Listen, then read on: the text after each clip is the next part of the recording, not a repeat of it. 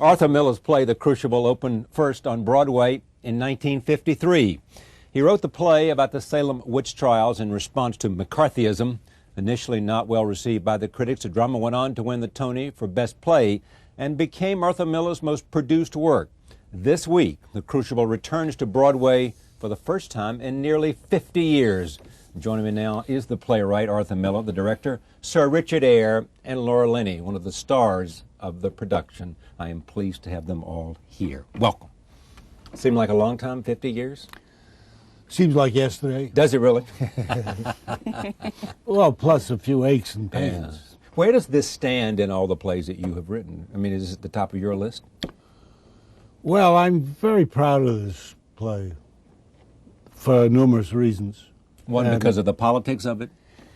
Well, yes, but it's also the represented an attempt on my part to really create something rather than remember something. Well said. And it was a big challenge at the time. Because? Well, you're going back several hundred years, try to figure out how people felt at that time and how they sounded, which was equally important. And it was very risky, and I'm kind of proud that I did it. And proud to see it back on Broadway. Oh, yeah. This is a marvelous production. I know it is. We're going to get to that. But tell me what makes something happen so that in 2002, this play, written by this famous playwright, comes back after 50 years. If anybody could understand this, he could make millions. It's a mystery. Yeah, it just has its moment. Nobody can predict this. Nobody can predict it. I mean, I don't know what would have happened had it opened last year or the year before or next year. Yeah. It's just there is an openness on the public for this play now. I can theorize about it, but it's... Don't theorize then. Well, I think the play is dealing with the disintegration of a society. It's a play about paranoia and hysteria. And I imagine that people are reacting to it because they feel similar things now, namely that an attack can come from anywhere, which is what was happening in Salem, that they weren't quite sure why, that they weren't sure what they would do or what they should do. It's all up in the air. And in this play, that's the way it is. It is a play about a town that is simply exploding in fear. And here we have a society. And here we've got a society which I wouldn't say it's exploding, but it is nervous. Scared. Yeah. It's nervous. Because it now realizes it may be vulnerable and it's an unknown enemy that they can't see. Exactly. Exactly. What brought you to this? Arthur. Arthur did. It's a play that I've loved. I'd say it was just about my favorite play, excluding Shakespeare. Why? Because, in fact, it has a lot in common with Shakespeare's plays. It does a thing that the theatre does very well, which is deals with the whole society, takes a microcosm. It's possible to put a whole society on a stage. That's one of the attractive things about theatre. You can put a group of people on a stage of various levels in social classes, and it stands for a whole society. And this is what Shakespeare does, and it goes from the top to the bottom. And also, what Arthur does in this play is to concertina from scenes of great intimacy between two people, two scenes which involve the entire society there on stage.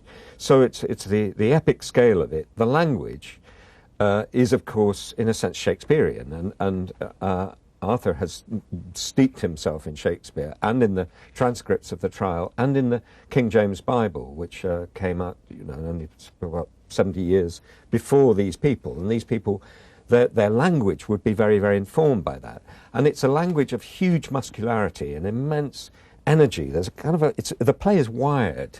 And when after the first run through, when we were sitting slightly dazed at the force of the play, Arthur said, in a slightly bemused way, he said, "This is a young man's play. I couldn't write this now." Because of the sheer kind of muscular energy of the play. Yeah. So I guess that's what attracted me, apart from the fact that the story, it has a hero, and the hero whose moral dilemma fascinates me. The moral choice, most of us aren't faced with real moral choices. Do we risk our lives? Do we risk our families' lives? And what's worthy of making a choice to risk it all? Yeah. And this is one of the reasons we're drawn towards stories about war and stories about society in extremis, because we're fascinated by the speculation of whether, given the moral choices, we would take the right road. We would have the courage. Absolutely. And of course, Arthur was put in that position facing House Un-American Activities Committee. You. Me. You. Arthur Miller writes it. Richard Eyre directs it. Liam Neeson. Not bad. Not bad. Not bad. But not you ain't bad. Not you bad. ain't bad either. Well, thank you. So he Thank you. comes to you and you say, "Yippee!" You say, "You bet," is what you say. Where do I start? You say, "Thank you, thank you, thank you." Yeah. And yes. Who is Elizabeth Proctor? Elizabeth Proctor is a farmer's wife who is trying to do, sort of the best she can and cope with human emotions that she's not familiar with, I think. I think that's fair to say. And, she's faced with a husband who has had an affair, and has her relationship with God and her relationship to her family and her community, and all of a sudden it is being attacked, and she's being attacked. She feels she's being attacked, and she's trying to do the right thing for everyone involved. Take a look at this. This is a scene from the play in which you are urging Liam Neeson, John Proctor, to go to Salem to explain the accusations of witchcraft in the community and their falseness. Here it is. Abigail brings the other girls into the court, and where she walks, the crowd will part like the sea for Israel. And people are brought before them, and if they howl and scream and fall to the floor, the person's clapped in the jail for bewitching them. It is a black mystery. I think you must go to Salem, John. I think so. You must tell them it's a fraud. Aye, it is, surely. Let you go to Ezekiel Cheever, he knows you well. Tell him what she said to you last week at her uncle's house. She said it had naught to do with witchcraft, did she not? Aye, she did, she did. God forbid you keep that from the court, John. I think they must be told. Aye, they must. It's a wonder they do believe it. Let you go to Salem now, John. Let you go tonight. Oh, thank God. When you look at something that is in fact a video portrait of something happening on a stage, it can never capture the depth of it, of the feeling, of the passion of the theater. I mean, there are very few times I've ever seen on television. You know much more about this than I do. I mean, you wrote a book about stuff like this. It's because what you said. I think it's the whole breathing apparatus is different. It's the See, sound. we're sitting here, we're talking like this. Now, supposing we were on the stage. Yeah, right four here. of us. Yeah. So you'd be doing this, and you take deeper breathths. Yeah. Your sinuses are different. Yeah. You're aware of projecting. You're aware of projecting stuff. Yeah, that's and what you're also sharing. You go into a theatre with a lot of individuals, and that if the play works, those individuals become a community. Yeah. And there you are, finding yourself with 1,200 people feeling more or less the same thing. And that's, the sum of that experience is considerably greater than the part. And there's nothing better than attentive silence from a huge house. Attentive silence. Attentive silence. Concentrated, full, loud silence. It's like the air is charged. The air is thick with it. And I don't think I've ever experienced it to such a degree as I have on stage with this play. Yeah. It is quite remarkable. The silence of the audience. The attentive silence of the audience. And there's a sense, it's almost that we're slightly ahead of the audience, and we can feel them right behind us, and you feel the wave as the story unfolds, and I love the way they quite gasp. wonderful. Sometimes there's a moment in the second act when the girl comes back, servant girl comes back from the court, and Proctor says, there are 14 arrested, and she bursts into tears and says, no, there are 39 now. And quite often the audience go, oh! And it's so thrilling, Yeah, because it is also thrilling. means they don't know the play. But how much does it mean anything to you work on Broadway? I guess the stakes are high. I always feel bad when people talk about American theatre as if it's Broadway. There's this huge national theatre from coast to coast, hundreds, thousands of theatres, regional theatres. And most people don't know about them. Most people don't know I couldn't name about 5 regional theatres. And there's some very, very good work, and inventive work, and work of great quality going on in all those theatres, and yet people just concentrate on the celebrity end of it, Broadway. Having said that, I couldn't ask for better conditions to do this play and a better cast. And this isn't propaganda. I'm saying this because they are remarkable. These are the cream of American theatre actors. And we know how this works in a film, but in a stage production, who chooses the... You? I do. You He do. does. Yeah. Yes. With consultation, but Yeah. yes, in the end. Yeah. Thank God. Thank God. You know, one thing that's interesting that you brought up, and is something that I'm sort of constantly going through, is that even though everyone feels that they know the Crucible, most people don't. There's a whole generation, at least my generation particularly, who know it primarily, who weren't old enough for the original production, Right. but they've known it through academic circles or in school, and they don't really know it. And that was certainly true of me and my, huge ignorance about the Crucible. I really didn't know it as well as I thought I So did. what did you do? I Other than listened, I listened to Richard. No, did you go read about, did you go... You do a little- apart no, but I'm from, talking about- apart from the... Go ahead. No, I'm talking just about the play itself. You have an idea of what you think the play is, and Yeah. you have an idea of how you think the play, the style of it, the feel of it. And I was so wrong. I was so wrong. I really didn't know. Yeah, but who informed you that you were wrong? Did you discover that? The experience of doing in it? rehearsal. Yeah. Absolutely. And every night now. And also, we had Arthur was with us. Hanging around. Hanging around. The first 3 days of rehearsal. loiterer. We Hanging just around. talked. We just talked about the Got play. nothing to do but hang around. And that was invaluable, hearing Arthur talk about the genesis of the play, as well as the specifics of the play. Yeah. It's a universal theme, though, freedom and repression. It is now. Yeah. Because of the play and because of life. Well, I think people are more aware now of what's at stake in these situations. Whereas when I first wrote it, they were not conscious that this country was going through a testing. It was all news. It's interesting. We've come a long way in that respect. That is, that people now are aware that the court system and the way people are tried and the uses of fake evidence and all the rest of it is an issue for everybody to worry about. Whereas before, they thought the courts were Perfect. Flawless. perfect, Yeah. Institutions that dispense justice right. in the right way. There's a line that sometimes gets a bit of a shiver from the audience when the judge says, you either for this court or you must be counted against it, which is, John Ashcroft had a paraphrase of that the other day when he said, you are either for terrorism or you are against it, to justify the bringing in the Patriot Act and the military tribunals. Incidentally, I read in the paper, that Ashcroft made a speech at someplace, and there was a big rotunda of some sort, Yeah.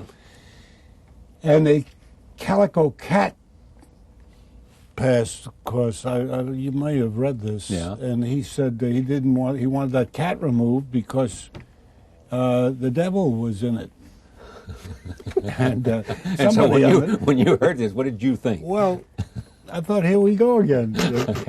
But Maureen Salem, Dowd, hello? I think, somebody on the New York Times wrote a piece saying he was wrong. The devil's only in black cats.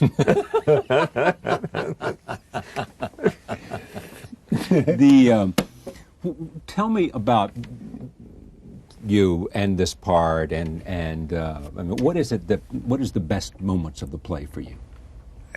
From the minute they say half hour to the minute we leave, actually. They give you a half-hour warning before you hit the stage. We have what typically happens in the theater. There's a half-hour call, which is when we are all required to be there. Most of us are there, 45 minutes ahead of time. And then there's another one at 10 minutes, or what's the next one? Yes, then there's 15, then there's 5, then there's places. Then there's places. Then there's places. It's that wonderful rhythm that happens before a show. It must be the greatest moment when you're waiting. And what's terrific about being in a great play and in a production that I'm so happy to be in is that it takes on a life of its own over time, and the rhythm of it starts to go, and it becomes easier. It becomes easier and more joyful, even though the play has a great undertow and has great emotional depth, and we are required to go to places that are emotionally charged. All of us have such a wonderful sense of goodwill in doing it that it's really fun to do, which most people, I think, are surprised to hear when they see it, because it is a little rigorous. Tell me about Liam. The missing element here is Liam. Yes.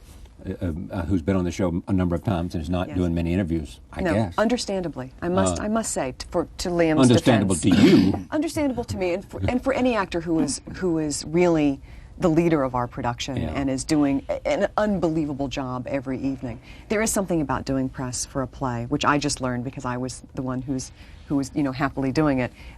It's a little dangerous to talk about it when it's still forming. Yeah. There's something that's you're a little vulnerable. So I completely understand. Liam is taking care of all of us by taking care of himself. So why Liam? I just thought he was probably the world's best casting. The fact that he also happens to be an international star helps. Yeah. But actually, he is temperamentally and physically, intellectually, emotionally, I think, perfect casting for the role. Let me talk about those individual things. Temperamentally, he's stoical. He has a kind of dogged goodness about him. He's a very, very decent man. Right, I know. Physically, he's a big man. You can imagine him driving a plough. You can imagine him keeping a horse-drawn plough in the furrows. Fantastic.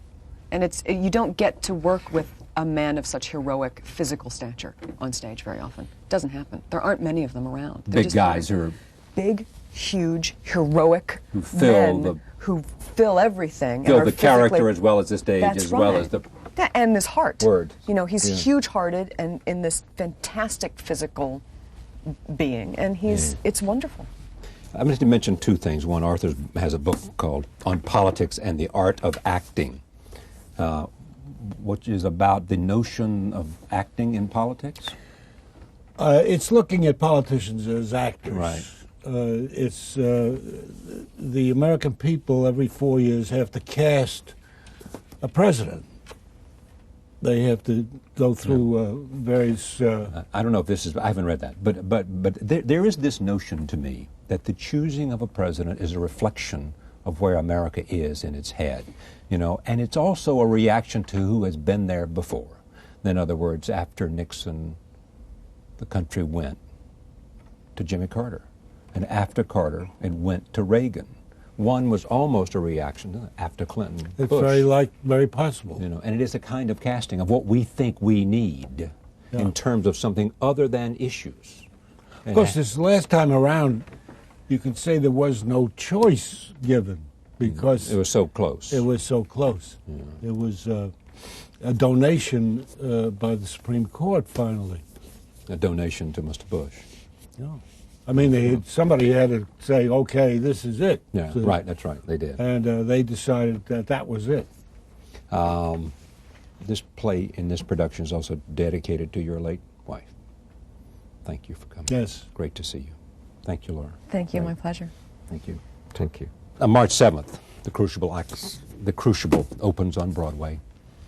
I am pleased to share this table with these people. Thank you for joining us. We'll see you next time.